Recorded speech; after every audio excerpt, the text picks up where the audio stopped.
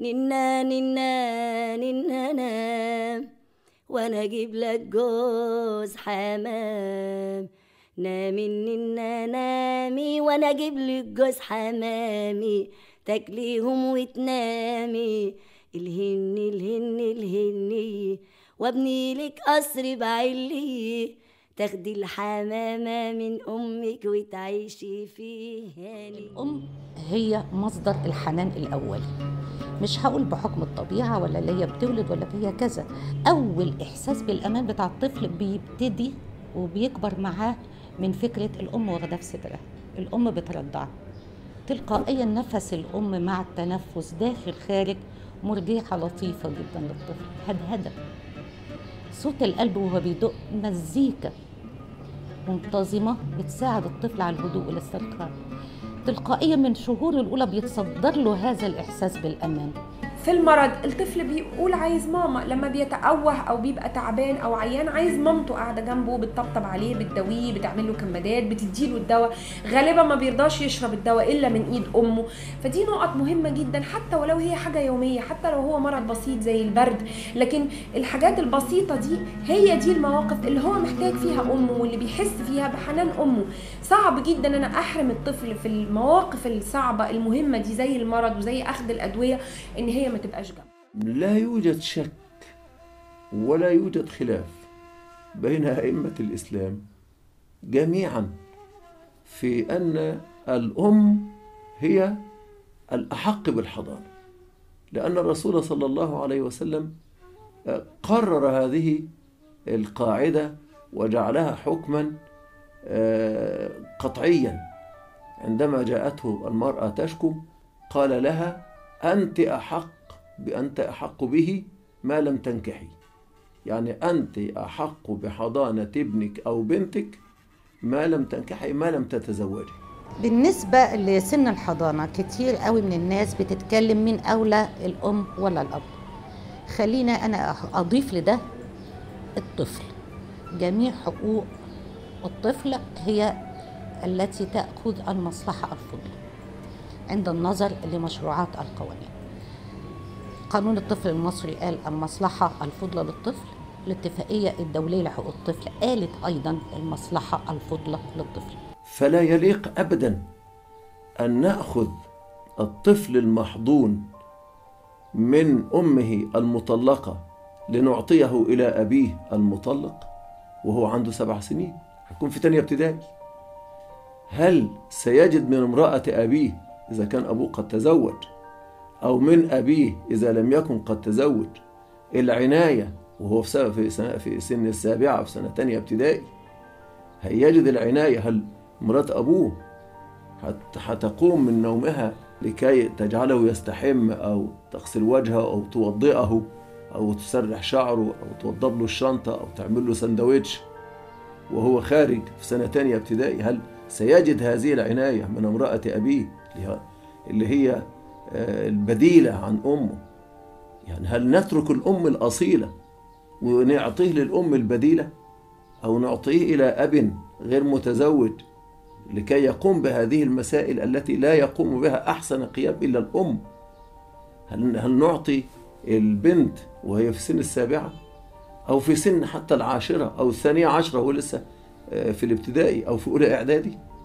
ولذلك قررنا في مجمع البحوث الإسلامية بالأزهر، وده أعلى هيئة إسلامية على مستوى العالم كله، إنه المحضون يظل في حضانة أمه ما لم تتزوج، فيعطى لأم الأم.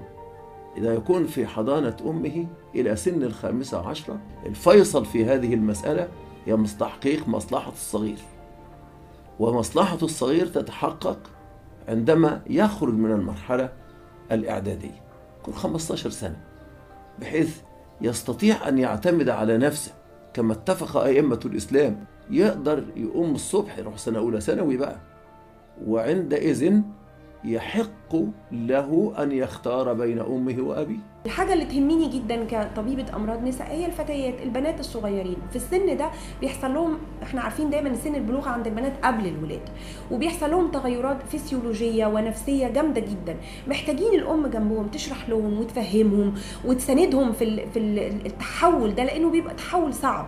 بتبتدي الهرمونات الأنوثة تظهر والتغيرات اللي بتحصل شهريا، بتحس إن هي محتاجة مساندة الأم اللي هي فاهمة ده وعارفاه ومجرباه قبل كده. حتى لو الطفلة دي هتسيب أمها وهتعيش مع أبوها وهتربيها جدتها أم أبوها، فهي مهما كان ست كبيرة قد تكون نسيت المرحلة دي ومش مدركة أهمية ده، غير الأم اللي سنها أصغر واللي فاهمة البنت وفاكرة الحاجات دي من قريب حصلت لها. فبالتأكيد السن ده مهم جدا إن الأم تبقى جنب بنتها وابنها. فأي حياد عن هذا السن 15 يكون قراءة مغلوطة للإسلام في هذا العصر وتشويه للإسلام، ليس إضرارا بالطفل فقط وإنما إضرارا بالإسلام نفسه.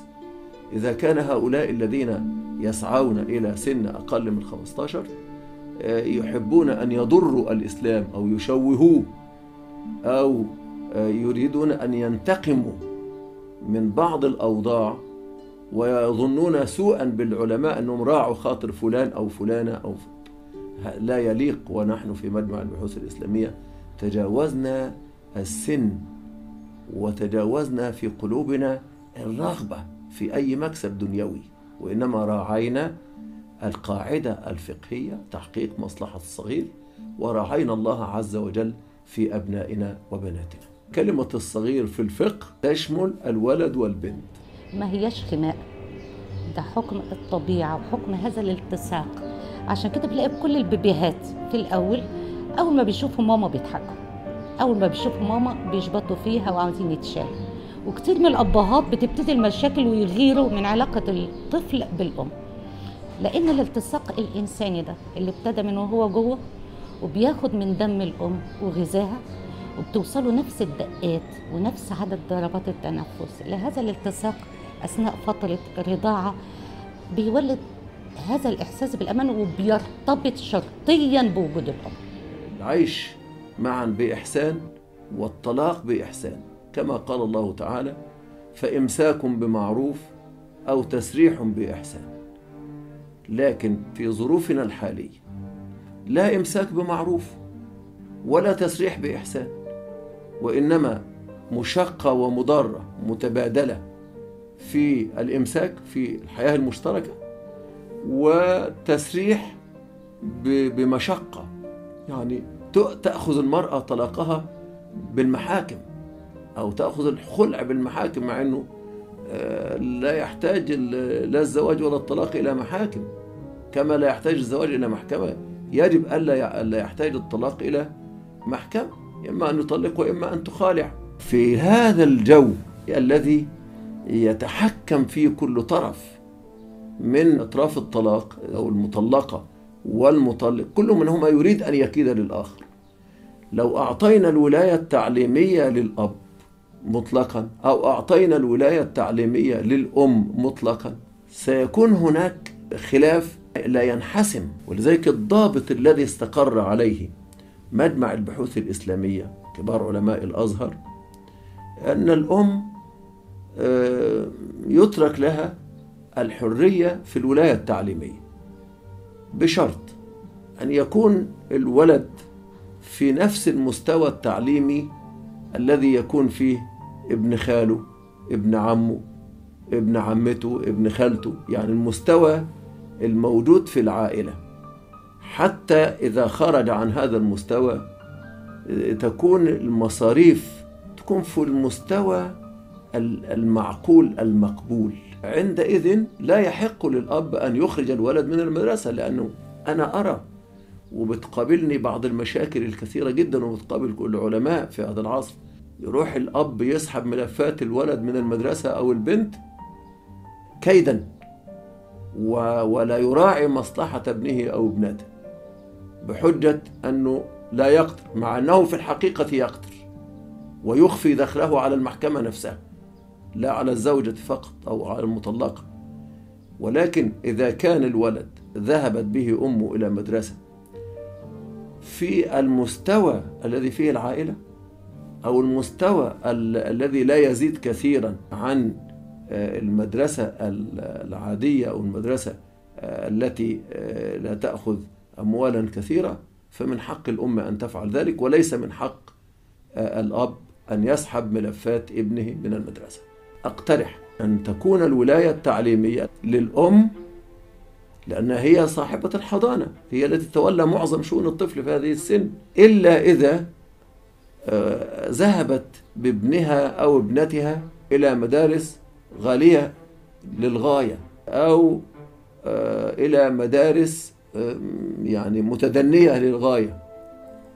وفي رأيي أنه لا يستطيع أو لا يجوز أن يسحب الأب ملفات ابنه من المدرسة إلا بعد أن توقع الأم.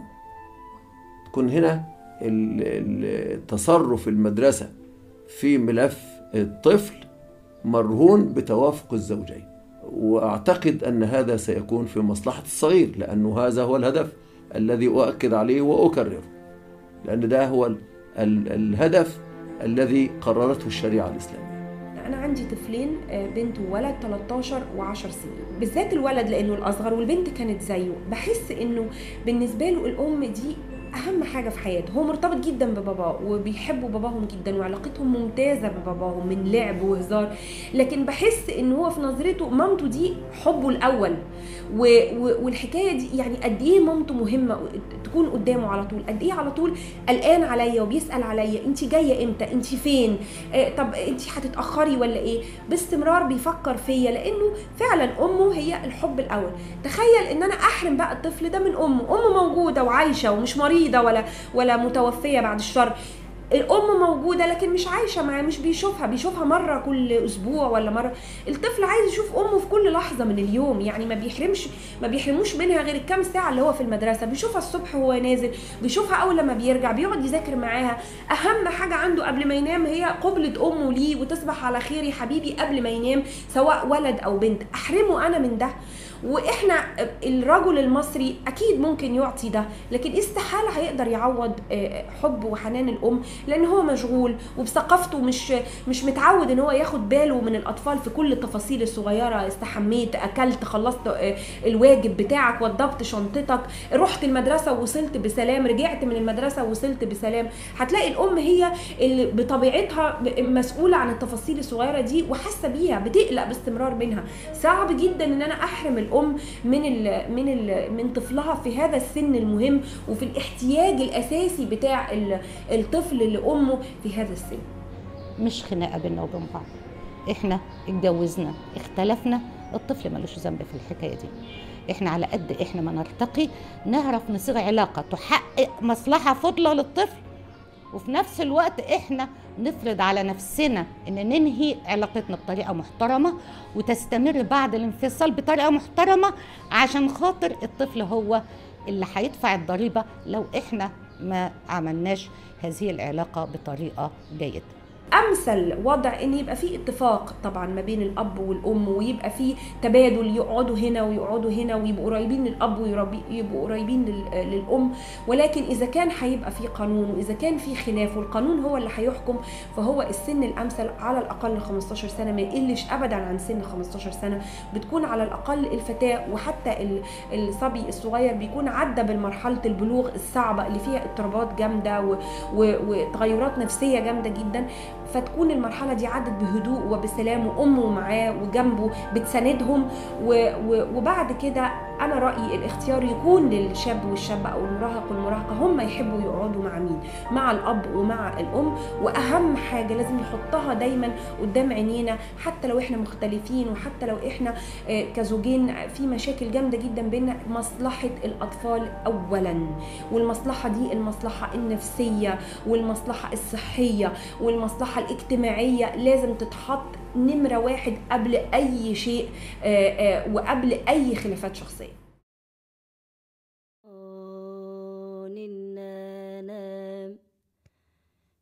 نام وانا اجيب لك جوز حمام. نام وانا وانا اجيب لك جوز حمام تاكلهم يا روحي وتنام.